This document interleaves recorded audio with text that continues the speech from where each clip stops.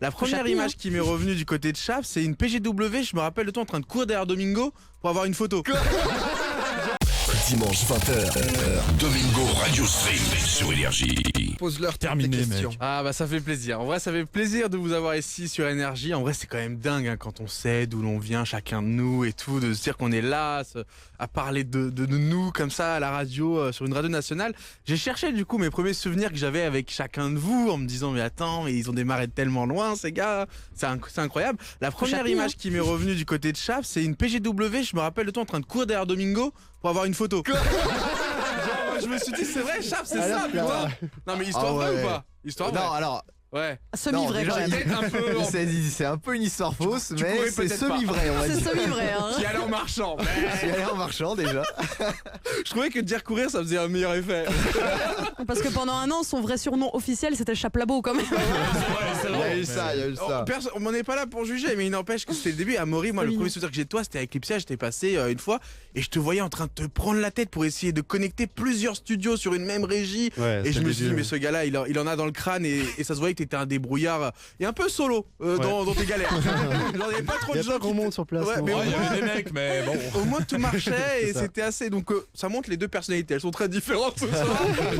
Mais ça va être super sympa. On va commencer par l'amitié. Alors l'amitié, forcément, je la mets en premier parce que c'est ce qui vous réunit. C'est Solari Team d'amis. C'était le slogan au départ du projet. Mais tout ça a pris forme, on en parlait tout à l'heure, à cause d'un désaccord stratégique que vous avez ressenti à l'époque d'Eclipsia. Vous étiez encore employé de la structure, vous étiez plus en phase avec ce que voulaient faire les actionnaires. Et donc forcément, vous vous êtes dit, bon, on est potes, on a une vision assez similaire, venez, on prend notre envol, on va monter notre propre business.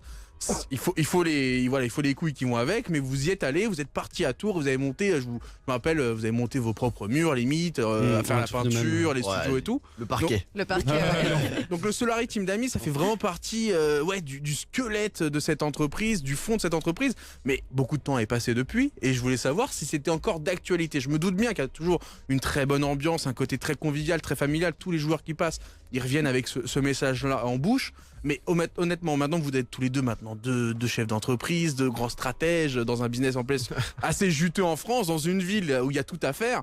Est-ce que le Solari Team d'amis est toujours aussi important et présent ou alors le côté aussi un peu business, résultat, maintenant prend de plus en plus de place, qui serait logique, en vrai. Bah, Vas-y. On va dire que. Ah, vas-y, je vais commencer. Oui, je pense que de toute façon, team d'amis, forcément, en fait, il n'y a pas un énorme turnover chez Solari par rapport à Eclipsia. C'est-à-dire qu'il y a trois personnes qui ont quitté Solari depuis le lancement. Eclipsia, c'était tous les Mais 2 c'est mois. trois personnes Quoi. qui sont parties de leur plein gré. C'est ça, ils sont partis de leur plein gré pour aller ailleurs, donc à Vitality. Non, mais c'est important de dire ça parce que rien que tout à l'heure tu expliquais que par exemple l'équipe la squad, forcément Fortnite n'arrivait plus forcément à faire des choses parce qu'on pouvait plus les représenter comme ça. Du coup il a fallu former des binômes. T'aurais pu virer des joueurs pour faire deux binômes.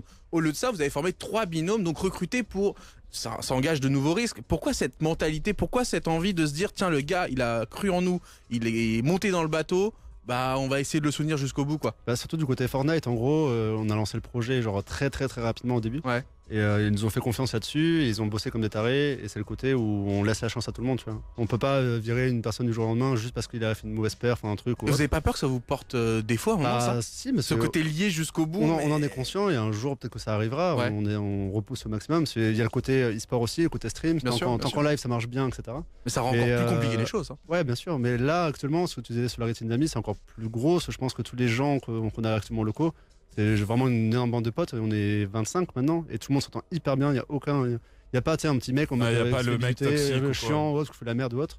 Il y a vraiment une super ambiance entre tout le monde et tout le monde se suit, ça soit sur des jeux complètement différents, etc. C'est vraiment hyper proche. Tout le monde s'entraide, se bouffe ensemble. C'est aussi le principe des locaux. On est tous à côté, on a 200 mètres C'est un carrés. gros open space. Il y a plusieurs Avec télés le qui même sont côte à objectif, côte. quoi. C'est ça, c'est monté et voilà, tout le monde s'entend hyper bien. Donc Alors j'ai l'impression que vous avez repris un peu les codes d'Eclipsia là-dessus, en enlevant ce côté un peu, il y avait cette sorte de complot, les gens qui montaient les uns contre les autres. Vous avez repris tout ce qui marchait chez Eclipsia et tout ce qui ne marchait pas, vous avez essayé de bypass. Comment c'est venu ça? C'était un peu la stratégie de qui? Eclipsia, c'est nous. Enfin, tu vois, C'est vrai, non, mais c'est vrai. En moi, vrai, c'était ça. moi, personnellement, j'étais depuis le tout début, même avant la création du projet, etc. Et j'ai vécu tout ce qui s'est passé, les départs, tout ça. Ah bon, il a tout vu. Et, C'est un peu c'est vrai que Eclipsia, il a vraiment tout vu. C'est le vétéran. J'ai vraiment tout vu. Et Tu te rappelles quand Domingo est parti, par exemple? Mais il a versé sa petite larme, je suis sûr. Ouais, même pas sur le moment, c'est en mode quel enfoiré. Dis la vérité. En plus, c'est vrai, il y a toujours ce côté quand t'as une personne qui part ou autre, t'es en mode putain, merde, on est sur un bon projet, on avance, et après tu comprends c'est pour la personne. Sur le moment, t'es un peu pas en froid, mais t'es en mode putain, ça devient un concurrent directement. Et après, derrière, tu vois, maintenant où il est, maintenant, c'est. Et du coup, le team d'amis, t'as pas peur que certains veulent prendre leur envol à un moment donné en vrai, et que ça vous, ça vous fasse un petit coup à votre business? Ça arrivera et c'est comme ça. Enfin, je pense. C'est inévitable en fait. C'est inévitable. C'est un moment une personne qui grimpe de plus en plus. Ouais. Et tant mieux en fait, tu vois, au final. Et il faudrait qu'ils partent, tu vois. Nous, on a déjà eu, par exemple, je parlais de Fortnite, des propositions par exemple pour des gros joueurs, Black Star justement. Et pendant un moment, on se disait, bon, si les grosses propales qui arrivent de grosses teams, parce que c'était le joueur phare. Et tu peux pas t'aligner. Tu peux pas t'aligner. Au contraire, on va même faire. Il y a Let's go, quoi. Comme TSM, autres qui vont venir vers toi, vas-y, c'est ta carrière, go, fonce, va aux États-Unis. Donc c'est vraiment un team d'amis jusqu'au bout. C'est vraiment le côté, ils nous font confiance, on leur fait confiance. Et je pense qu'ils sont bien avec nous pour l'instant. Enfin, ça se passe très bien. Donc on est encore d'accord. d'accord. Au business et tout. Et jusqu'à aujourd'hui, les liens qui vous lient, les liens sociaux sont plus importants que les liens business. Non, il y a aussi le lien business, bien sûr. Tu peux pas, t'es obligé aussi de couper un petit peu les deux. On est potes, etc. Quand on va en LAN et tout. Il y a aussi là récemment, c'est pour ça qu'on a fait une annonce ce soir. La télé Fortnite était un petit peu. Ils traînaient un petit peu sur leurs horaires, trucs et tout. On a essayé de remettre un petit peu le truc, rebooster, se relancer un petit peu. Il y a un peu les deux rôles. Et tout le monde est en mode ah oui, je me rends compte. Et t'en as un qui va bosser un peu plus. Et il y a le côté en mode putain, il bosse, vas-y, je m'en mets. Ouais, ça va pousser les autres vers le haut aussi. Du coup, c'est plus réellement une team d'amis, c'est plus une famille. En tout cas, pour Narcus sur le chat, je fais ça que pour l'argent perso. Osef de Solari, team d'amis. Il y a des vérités qui sont dites. Ça, c'est Narcus. Tu sais, quand t'as une personne qui stream hack, c'est. Oui, c'est vrai qu'il a fait ça. Non, ça, c'est interdit. Attention. Non, mais du coup, c'est ça. J'ai plus l'impression que c'est une famille. C'est-à-dire que c'est une famille. C'est-à-dire que quand ton grand frère commence à vouloir voyager pour son côté un peu professionnel, bah, tu l'incites à y aller. Même si tu sais que tu vas le perdre, tu vas moins le voir. C'est un peu, en fait, tu peux pas, un peu plus large, quoi. En fait, quand il y a eu ces départs justement chez Eclipsia ou autre, il y avait des moments où les anciens gérants, ils essayaient de garder un peu la personne, augmenter les salaires, trucs et tout. Et t'imagines, tu augmentes le salaire d'une personne, c'est tous les autres qui les autres vont faire pourquoi lui il voulait partir en plus. Et quand une personne a déjà dans sa tête, je vais partir ou autre, c'est fini en fait. Tu peux pas. Même si tu l'augmentes, il va te dire il va bosser. Oui, t'essayes limite de m'acheter. 3 mois, ouais, voilà. C'est pas intéressant, genre les combines classiques dans des sociétés basiques marchent pas chez vous. Non, c'est l'inverse en fait. Faut montrer son envie. Non, tu peux avoir aussi où nous on a fait de la merde. Au contraire, nous on leur dit, enfin si vous avez des questions, des trucs ou autres au quotidien, il y a un truc qui s'est mal passé de notre côté, dites-le et hop, on le fait.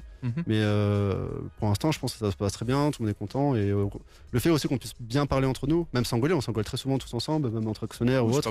Au contraire, ça permet de trouver des nouvelles solutions, des problèmes, totalement etc. d'accord. Et on est franc entre nous et il y a ce côté franchise et ça marche pas bien. Incroyable. C'est peut-être pour ça que pour l'instant c'est une réussite et on espère voir ça encore de longues années. On va partir maintenant sur l'amour. Alors j'ai deux questions bien séparées pour vous deux. On va commencer par toi, Chap. L'amour de League of Legends, ça remonte à combien de temps ta première game là, tu t'en souviens ou pas? Alors ma première game c'était 2012 en juillet 2011. 2011. Ah oui, 2011. Sortie de bêta quoi. Ouais, mi-saison 1 on va dire, c'était un peu après sortie de bêta. J'ai un pote qui m'a dit viens on joue à ça et je fais bah d'accord. Et au début j'ai trouvé ça naze. Et puis après il y a Dominion qui est sorti. C'est trop bien. Le mode que personne n'a aimé. Ouais, c'est ça. Mais je comprends. Vision des lettres. Je suis passé niveau 30. J'ai spammé les ranked comme un con. Okay. Et ça a changé ta vie en vrai? Ouais, absolument. C'était quoi toi? Qu'est-ce qui t'a rattaché à ce jeu-là? C'était vraiment le côté où tu sentais que tu prenais un plaisir personnel, ou est-ce qu'il y avait ce côté où tu sentais que tu allais peut-être pouvoir en faire quelque chose? Tu voyais aussi l'ampleur que le jeu était en train de prendre. Tu l'as dit, saison 1, il y avait Fnatic, donc un grand club européen qui avait commencé à faire parler de lui et tout. T'avais déjà des étoiles dans les yeux ou finalement tu l'as trouvé là par hasard? Bah moi quand au début c'était Cypher à l'époque, Eclipsia même, comment avec l'équipe AmSoFresh, etc. J'étais fan d'eux parce que c'était je jouais au jeu, j'étais nul, je voyais des mecs trop forts jouer, j'étais en mode trop bien. Tu vois, il représente la France, c'est ça. Et du coup, moi, ça m'a donné envie de jouer beaucoup au jeu, de beaucoup m'investir, d'essayer de grind, d'avoir un bon niveau, jouer contre eux. Tu vois, j'ai rien que le fait de jouer contre des mecs que tu regardes en stream, je comprends ce que ça fait parce que ça me l'a fait moi aussi, tu vois. Du coup, ça m'a donné vraiment envie de jouer au jeu et de grind au fur et à mesure. Quoi. Et ça a plutôt réussi. Là, maintenant, on est en 2019. Donc, tu disais 2011, tes débuts, ça fait 8 ans que tu es investi, pas à 100%, mais quasi, enfin, même si, vraiment à 100% en vrai, dans League of Legends. T'en es où aujourd'hui avec League of Legends? T'en es où? Tu vois beaucoup de gens partir, tu t'en vois certains se forcer à rester, t'es au cœur de tout ça. Toi, t'as ton propre plaisir par rapport au jeu. Comment tu vis cette relation avec League of Legends? C'est bizarre comme relation, c'est-à-dire que tu l'aimes et tu le détestes à la fois. Des fois tu le comprends pas, des fois t'as envie de le quitter, mais lui il te quitte pas en fait. Ouais. Du coup c'est vraiment compliqué. Il revient. Ouais c'est ça. Tu te dis c'est bon, c'est de la merde, tu vas arrêter et le lendemain tu relances ta game quoi. Enfin, je sais pas, c'est dur à expliquer, mais ça nous quitte pas, je sais pas. Ouais, c'est un truc c'est la passion. C'est la passion, elle est là. C'est ça. On va enchaîner par toi, Amaury, rapidement sur la question amour. Ça, on les connaît. Ça, c'est un penalty, ça. 2-1, Nabil Fekir, on peut continuer, bien évidemment. Toi, c'était un amour totalement différent, mon cher Amaury. C'était un amour pour la technique, pour la débrouille.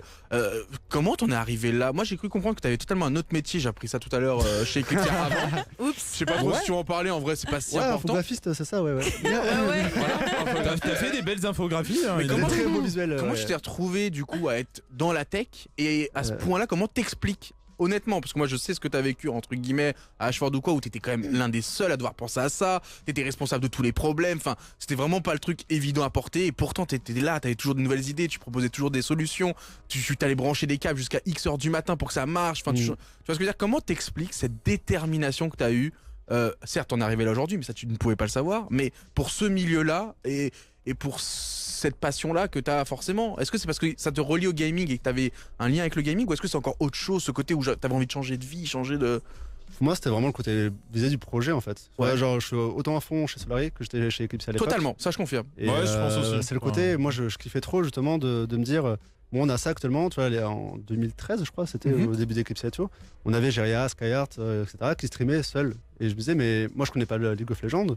Mais pourquoi on monte pas les 5 points de vue en même temps? Toi, donc voilà, du coup, t'étais pas super accro au jeu, mais juste. Toi, t'avais rien à voir. Des productions. Moi, j'avais rien à voir. Je bossais avant avec Julien Thierry qui a monté Eclipsia. Je bossais sur d'autres projets. Il m'a fait, j'ai besoin d'un graphiste et tout. T'en penses quoi? Jeux vidéo et tout. J'adore le jeu vidéo. Vas-y, go. On avait bossé sur les visuels, etc. La web TV est sortie. On connaissait pas du tout. En fait, même toi, tu t'es découvert là-dedans. Ouais, j'ai appris. C'est trop bien. Et c'est quand on est arrivé quand on a déménagé du coup en Angleterre à Ashford, c'est le moment où Julien tout refaire, les locaux. Julien était en mode, c'était même pas tout refaire, c'est que personne en France avait des studios en fait, ça n'existait pas. C'était les studios, c'était il y avait Millennium, mais c'était la débrouille. Là, c'était en mode, bon, j'ai de l'argent, et il en met, et vas-y, on fait un plateau et tout. Et pareil, moi j'arrive en mode plateau, il faut quoi? Lumière, truc, non, le son. Je savais pas en vrai. Au début, on n'a même pas fait tous les lives, on les a même pas fait en live, on les faisait en différé, c'est-à-dire qu'on enregistrait tout. Je sais même pas comment relier un truc pour streamer. Oh là là. Petit à petit. Tout appris sur le tas, toi. Petit à petit, j'ai appris sur le tas, et après, c'est des bidouilles. Par exemple, pour l'arène, c'était un enfer. On était après les seuls, je pense, pendant un petit moment, les seuls en France. Je pense aussi, parce que c'était une vraie galère. Moi, je me rappelle, je voyais Amaury vraiment dans les trucs, toucher tous les boutons. En fait, c'est une passion justement de trouver et réussir à dépasser le truc. Et justement, à cette époque-là, quand on a monté l'arène, il y avait Zerator qui était là, qui a exactement la même passion. Qu'est-ce qu'on peut proposer plus aux viewers, qu'est-ce qu'on peut faire encore plus. Ah, donc c'est cool, c'est enrichissait de l'expérience des streamers. On pousse. Bah ouais, c'est toujours ça en mode quelqu'un veut faire quelque chose ou autre. Comment on le fait? Comment on le fait? Vas-y, on va essayer de trouver un moyen, on va essayer de trouver une solution. Et finalement, c'est quasiment, tu l'as dit, ça fait partie des grosses tâches que tu as aujourd'hui avec toutes les nouvelles choses qui se sont ajoutées. Tu prends toujours autant de plaisir tu cherches toujours le petit détail, toujours. Là, par exemple, pour l'annonce, moi, ça m'a. En fait, c'est moi qui ai fait un peu tout ce qui était runner et tout, en mode faux, faire des hauts débats pour les gens. Et quand tu vois après la réaction du chat, t'as 25 000 personnes qui sont dedans, ils sont en mode oh, c'est nul. Et d'un coup, t'as l'annonce qui passe en live et ça fait full power, enfin plein de MDR, qui retombe. Putain, c'est bon, on a réussi. Je suis content du truc. Les réactions et c'est cool, tu vois. Juste ça, t'as bossé pendant 2 semaines, une 2 semaines. Et tu veux créer l'engouement, quoi. C'est ça que t'aimes, c'est ce côté. Et inversement, toi, c'est ça qui fait que les gens aiment bien Solari aussi derrière, parce qu'il y a moi qui fait ça, et tout le monde est investi aussi autant derrière.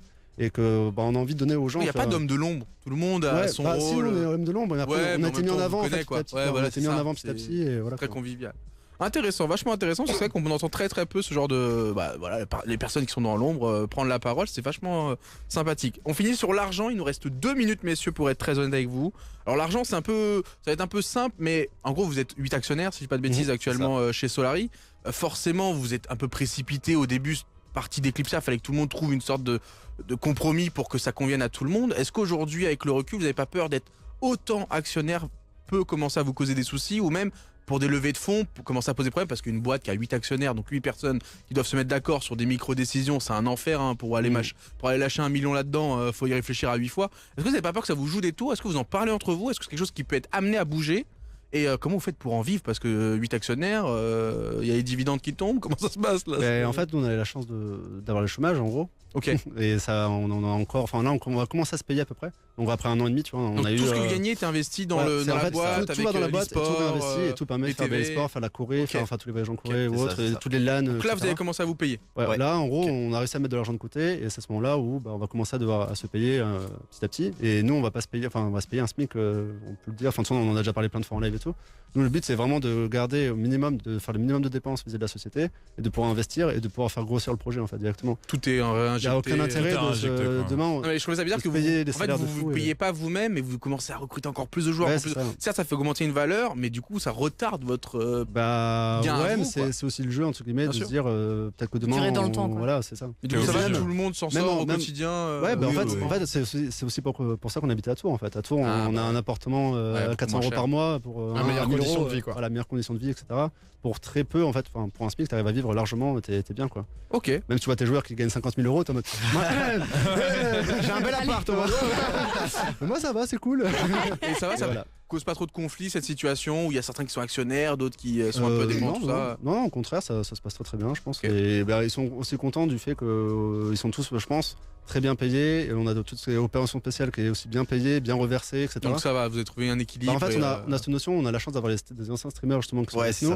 Et ils sont tous fait avoir dans leur vie, tu vois. Je pense n'importe qui ici autour de la table. Ils ont tous pris des douilles et tout. Tu te dis, tiens, on va te payer 10 000 €. Après, t'apprends que c'était 100 000 € derrière. Tu fais, voilà. Et nous, on est hyper clean avec eux. Et nous, on fait pas ce qu'on aimerait nous faire. Il y a du respect dans les relations. Il y a vraiment ça, on essaie de faire au max. Et voilà. C'est propre, les gars. Et honnêtement, on vous souhaite bon courage pour la suite. Solary Team d'amis, Solary, une boîte sur laquelle il faudrait un peu plus miser, je pense.